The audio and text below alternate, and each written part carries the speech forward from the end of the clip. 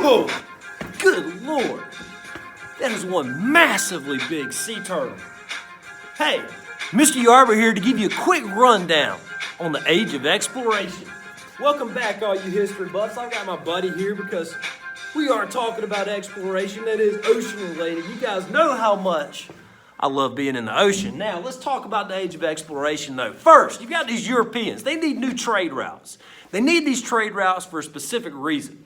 Reason being, you got those Ottoman Turks over there. They're blocking up that whole middle part of the country. They're blocking it.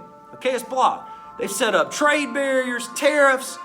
People want to bypass that. They want a new way to all these resources that are located over in India. So, they send these famous explorers out into the ocean. My buddy has probably seen them. Sea turtles live for a long time. Send them out rounding the tip of Africa. Bartholomew Diaz gives it a try. He doesn't quite make it, though. His ship just disappears around the Cape of Good Hope. And then you get this guy, Vasco Da Gama. Vasco Da Gama goes all the way around the tip of Africa, successfully making it back to Portugal. Remember, the Portuguese were the first ones in the water. They're looking for these because those Ottoman Turks are blocking up that landmass.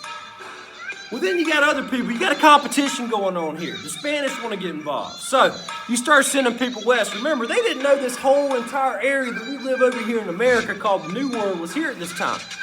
Columbus says, you know what, I can cross this ocean. I can sail west and land in India faster than I can going around the tip of Africa. Problem is, Columbus discovers the New World. He discovers the Americas. Not America, the Americas.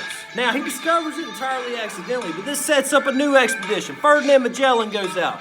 His fleet goes all the way around the tip of South America, successfully making it all the way around. Remember, Ferdinand Magellan did not make it, though. He was killed over in those East Indies. But then you get the Spanish conquistadors, Hernan Cortez and Francisco Pizarro. Cortez sails west across the Atlantic Ocean, landing in modern-day Mexico, in which he encounters the Aztecs. Now, at first they get along, but then some problems occur. They start to see some sacrilegious stuff that the Aztecs are doing, even though it's a part of this, the Aztecs' way of life. And Cortez starts wars with them. European diseases wind up killing them. Smallpox is a major disease that people are getting over in modern-day Mexico, the Aztec are getting. And it winds up pretty much destroying the population. Well, then you get Francisco Pizarro does the same thing, except he goes down to modern-day Peru, in which he encounters the Incan Indians. Now, down there with the Incas, same concept happens. At first, they're friends. Next thing you know, smallpox starts to run rampant, starts killing a lot of them, wipes out a lot of the population. This time period also starts something significant known as the Colombian Exchange. The Colombian Exchange is a massive... Thought he was going to get my hair there for a second. Massive exchange of goods between the old world and the new world. Not just goods and products, though. You also have the transfer of people, the transatlantic slave trade.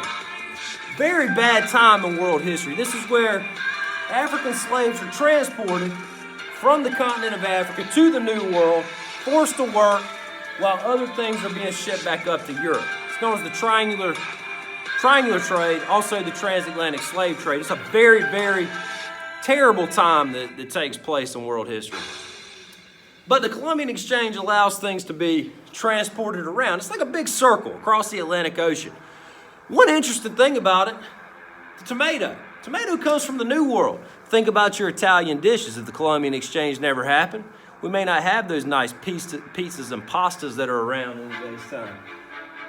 All these different things lead in this quick time period known as the Age of Exploration. All these explorers going out, the Colombian Exchange, the products that are going to and from the old world, the exchange of people. The exchange of people is a very, very poor time in world history.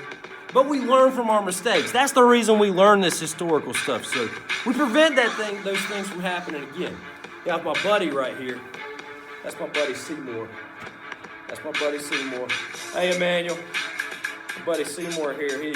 He's seen it all. He's lived for a long time, so he knows. He saw it.